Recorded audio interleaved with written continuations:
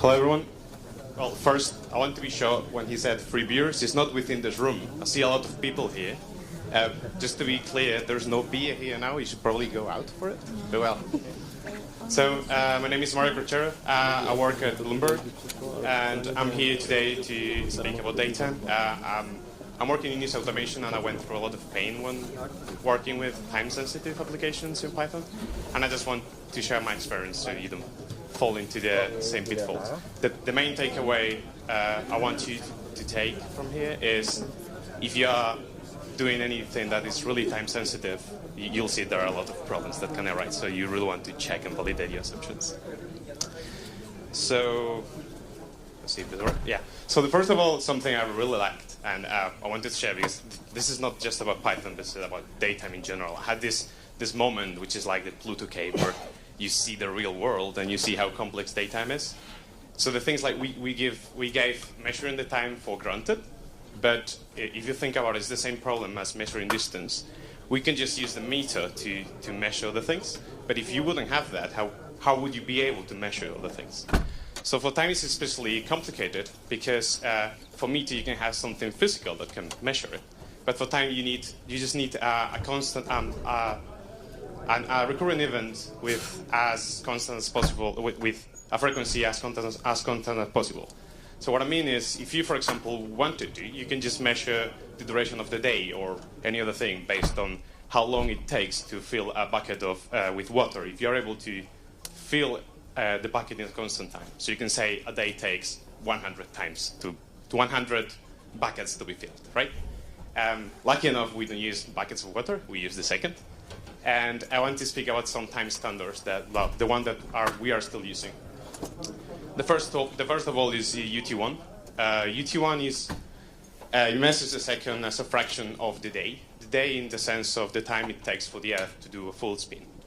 And this is great. It's great for civil times. And now, before it was just being based on when we see on like the solar time. So whenever you see that the Earth has fall compared to the sun.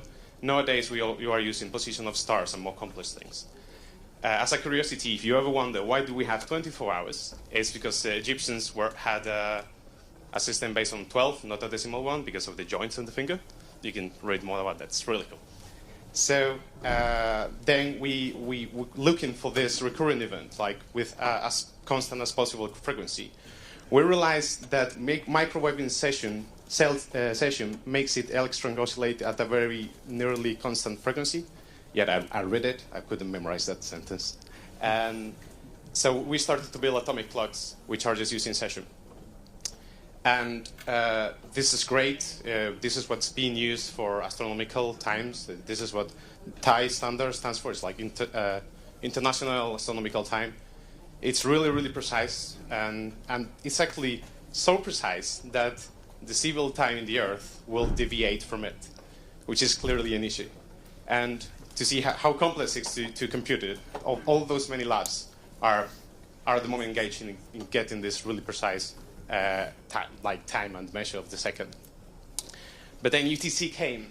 UTC is what you all want to use. It's the savior. It comes with a lot of problems as well, but that's what everyone is using now. So this is a standard that measures the time the same way that TIE does. So it's based on session clocks, but so it doesn't deviate. What it does, it has support to add a leap second every so often. We just had one in December. I don't know if you felt it. Your life was a second longer, and so just by doing that, you can measure the time with a really precise instrument. And you can keep noon being the time where the sun is in the sky, in the top of the sky, but just adding the leap second. This comes with a lot of problems for us, so as developers, because now minutes can have up to 61 seconds. Well, we'll see more about that. So UTC came as well with the concept of time zones and UTC offsets. So a UTC offset is just an amount of time you will subtract or add from UTC to get your time. So the things like whenever you speak, the problem is you never speak on the time on on UTC, right? If you're in New York, you are 5 hours. Yeah, minus 5 hours. No, plus 5 hours. You can check it. The idea is you want 12 o'clock to be the time the sun is in the sky. So you will use time zones. Sorry, UTC offsets.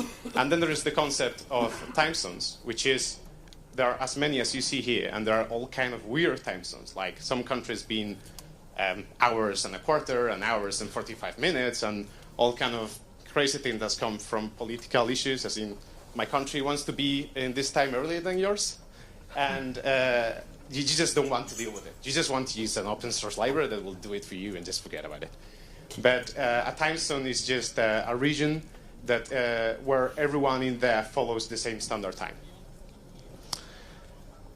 I know this looks already complex, but well, we'll get into what kind of issues that come.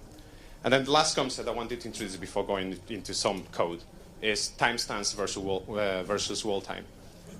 So there are two kind of times. A timestamp is just an absolute point in like the absolute line of time, whilst the wall time, so for example, the time a star will have been born, or the time a log was put into a file, something like that. Whilst wall time is more like, I'll meet you in 2 weeks at 2 o'clock. It's just a day and a time in a specific location. And those just follow kind of totally different rules to be more interesting, of course. So first of all, I'm going to give some facts and tips from the experience I had. So fact, a time without an offset cannot be mapped into a timestamp. So if in Python you have a datetime library, which is part of the standard and is great, more or less, but you have a method which is called now. You can use it to generate an instance of the datetime, and it's just returning the current time. If you just call it like this, it's gonna just give you a datetime without any kind of time zone, and that, you know, where is that date and time? You have no clue, right? I don't want to say it's ambiguous, because ambiguous has all the notation on date and datetime, but it's like it's implicit, the time zones. You cannot get an absolute point of time out of this. Those times are referred in Python as naive datetimes, in opposed to time zone aware datetimes, which are the datetimes that have a time zone attached to it. And Python, something I love from Python APIs, you cannot mix them, so if you compare them, you will get an exception.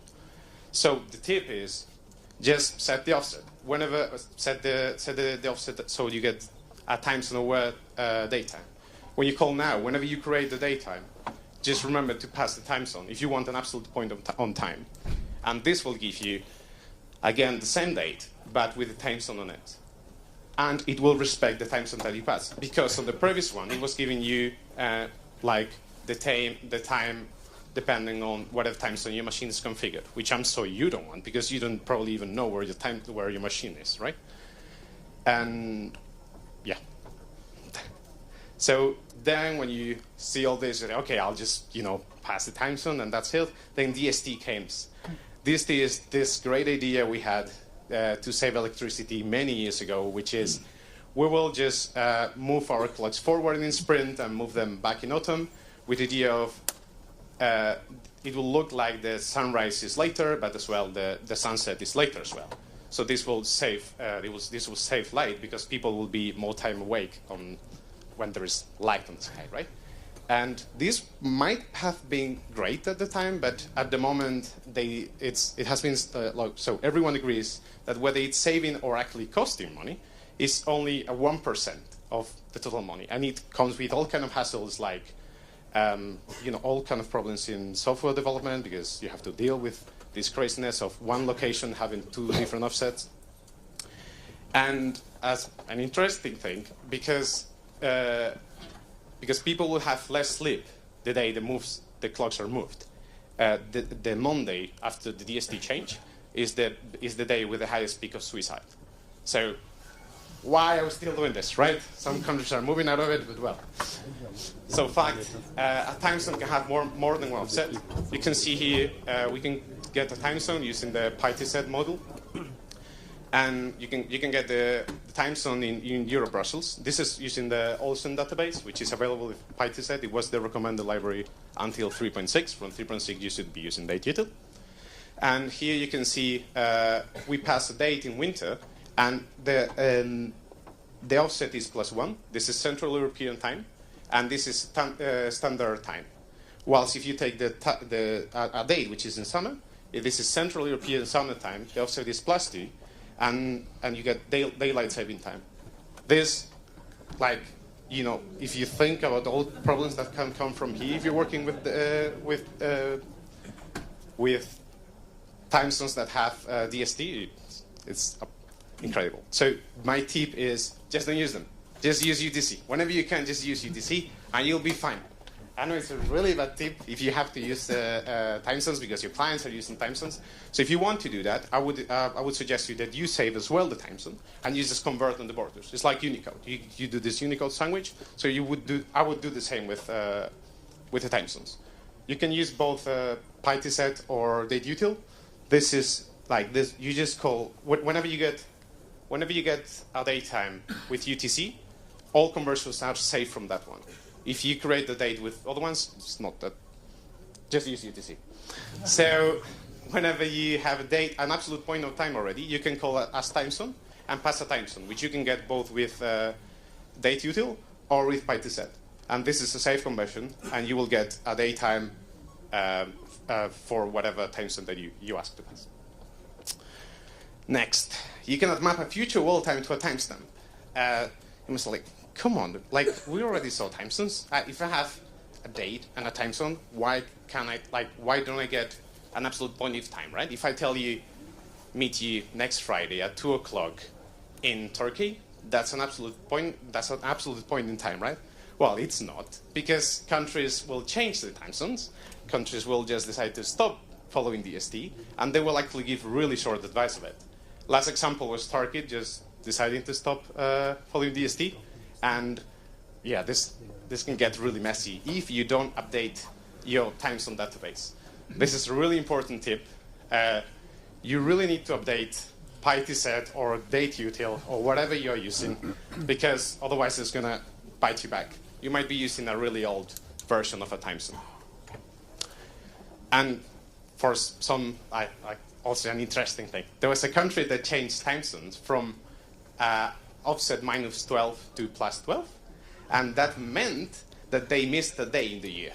So those poor people has one less day. Well, maybe they got paid the same salary and work one less day. Depends on how you see it. But yeah, and can you imagine like having to work with all kind of this weirdness? So just use a library that supports this. Don't write your own stuff for this.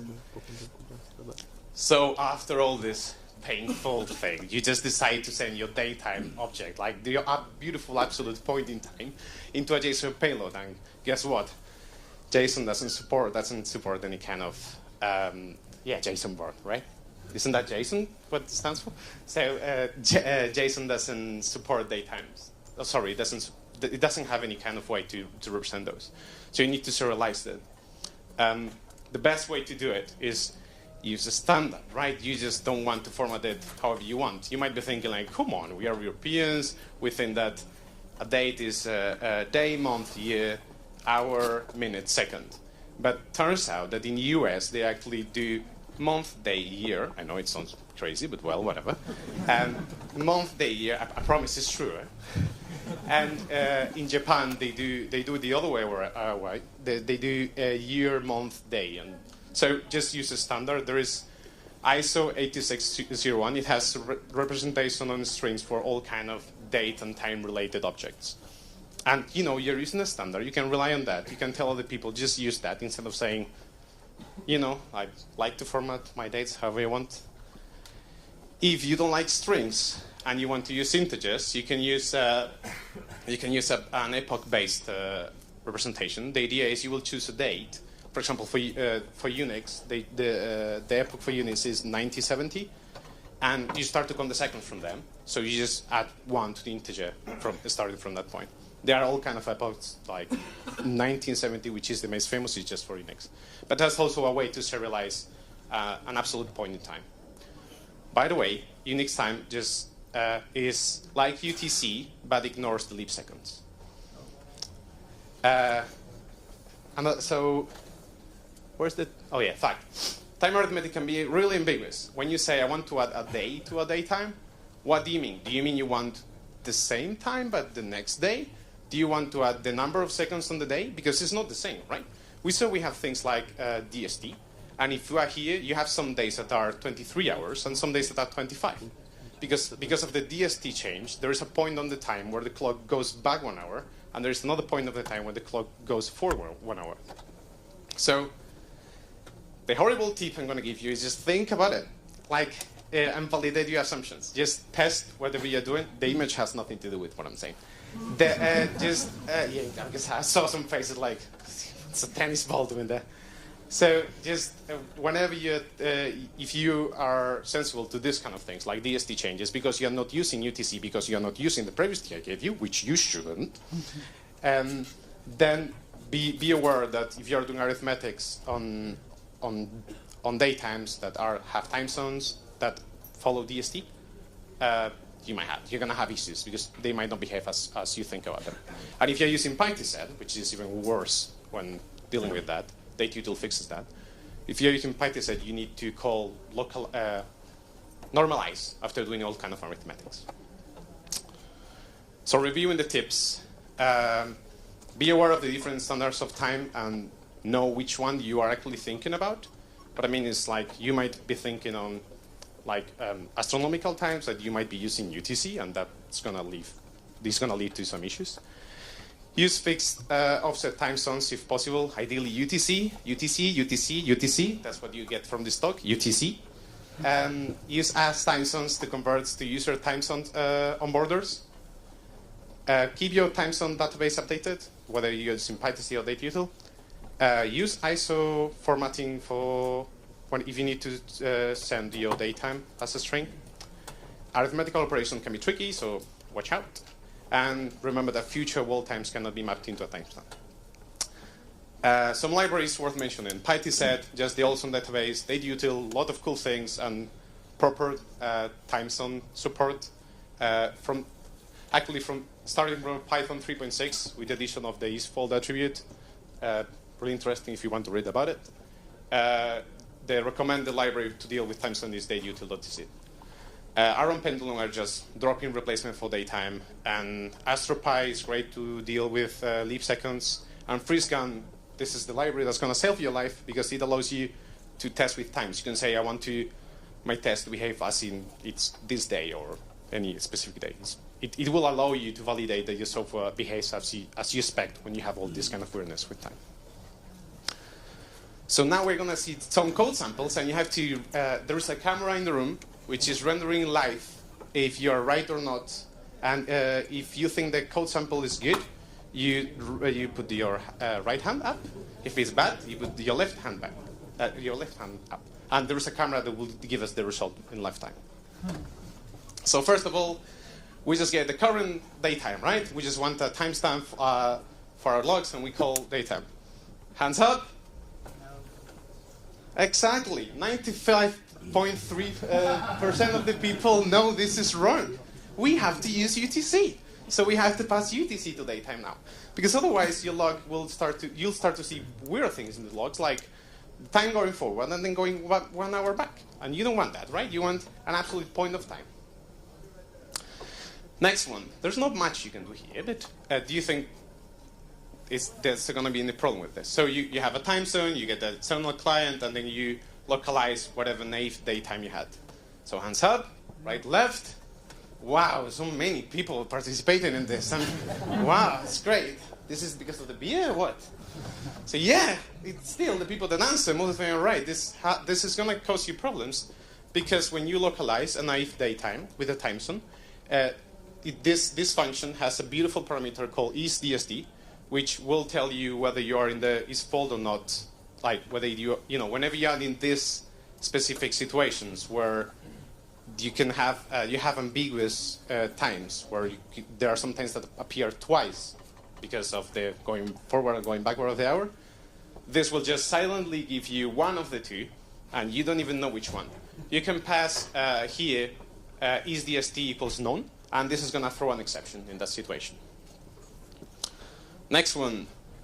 Oh, I'm really bad on time, so I'm going to skip this one. You can It's bad because the UTC again, right? And also because here we are relying on the time being monotonic and ascending, and that's not always true. All of you are right, even if you didn't answer. What about this one? We want to send the time to a client, and we decide, like, hey, I'm going to format it with this really cool format because it's what I learned at school. So the times are going to look like this. Who thinks this is good? All right, come on. Cool. Cool, you're getting better, huh? 99.3%. Yeah, we use these formats, right? We want to use the standards. We don't want to just, come on, think about the poor guy that's going to parse that.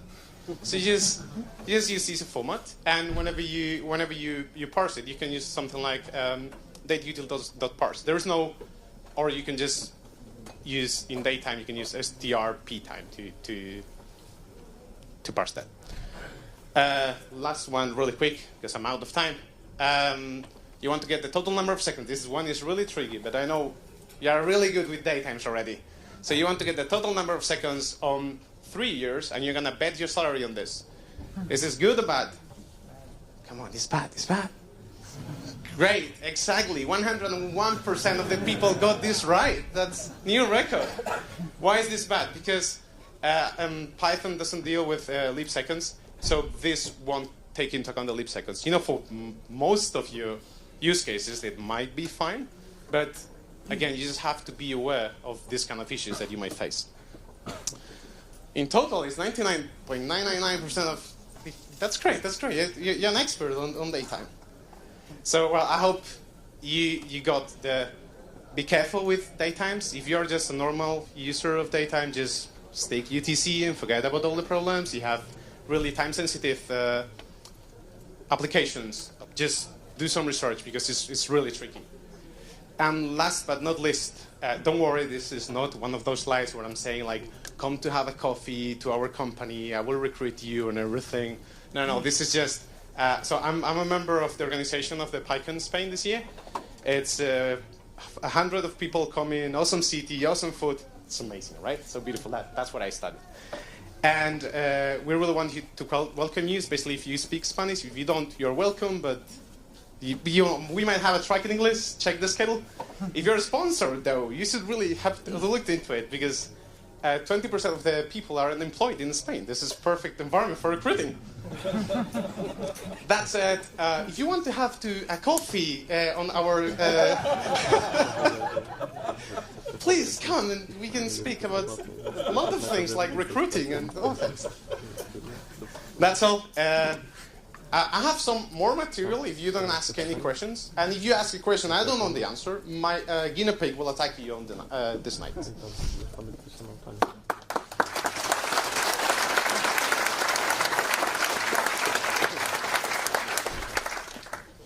No questions? Oh. I have a question. How should we calculate the number of seconds with the leap seconds? Yeah, so if you want to take into account leap seconds when you're computing, for example, a total number of seconds, I guess it's because your use case will probably something astronomical, something like that.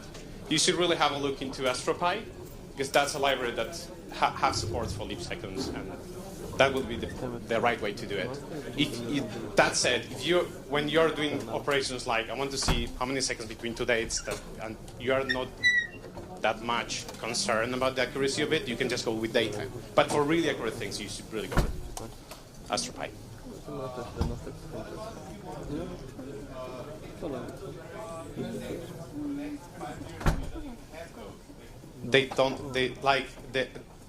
We don't know the next 5 years leap seconds. Like, it's like the UTC just decided, hey, leap second this year.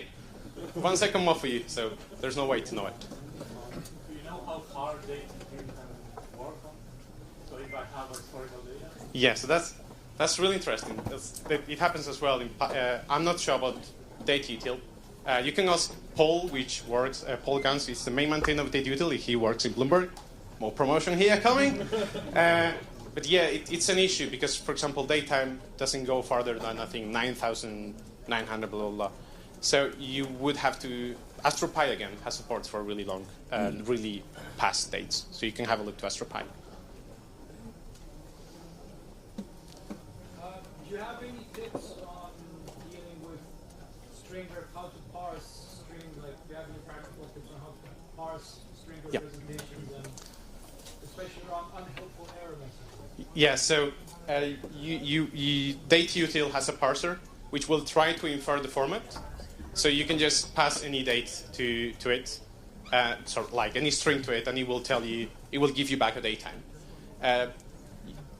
You want to use that only if you really don't know the format, because it tries to infer it. I'm saying it because there's people sending millions of dates to it and complaining about being slow, Paul has said, because it really tries to infer it. So if you know the format, or you have a guess of 2 or 3 formats, you can pass to the util like, hey, those are the 2 or 3 formats I think they are. Otherwise, you can tell him like, I have no idea what it is. Just give me back a datetime, and it will do a best effort. You really need to do the format otherwise. I have more content if you don't ask questions. How are we doing with time? It's time for another. Is time full? Okay, cool. So on the slides there is something about what's the difference with UTC and GMT. You can check it. And what's even more interesting is how does the, because we saw all these time standards, but how does the computer works, right? Because like this has a different clock. This is not a session clock. I don't know how session smells, but there's not a session clock here. So there's a protocol called NTP, which is really interesting. If you like this whole daytime craziness, have a look to NTP. It's really, really interesting. That's all. Thank you very much.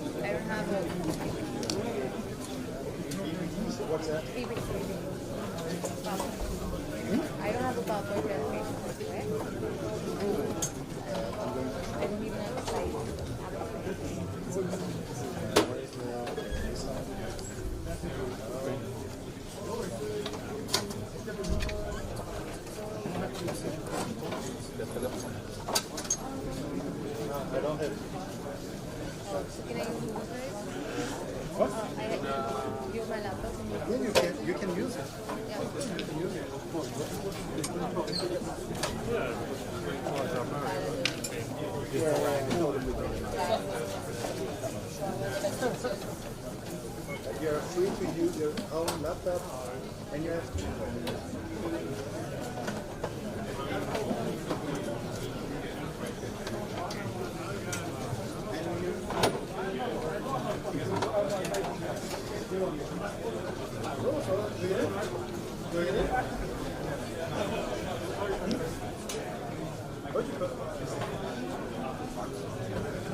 Che qui non ne vuoi.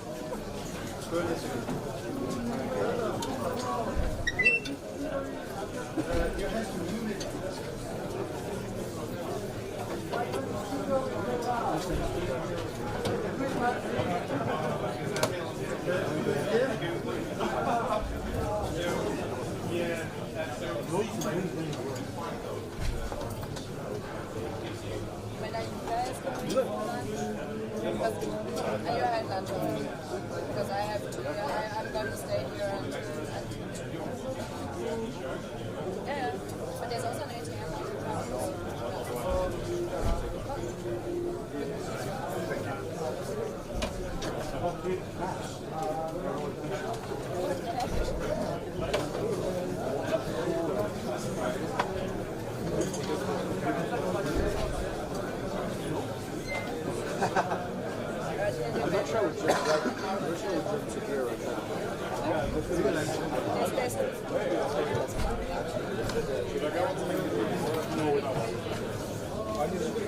Senden sonra sen al ben almam.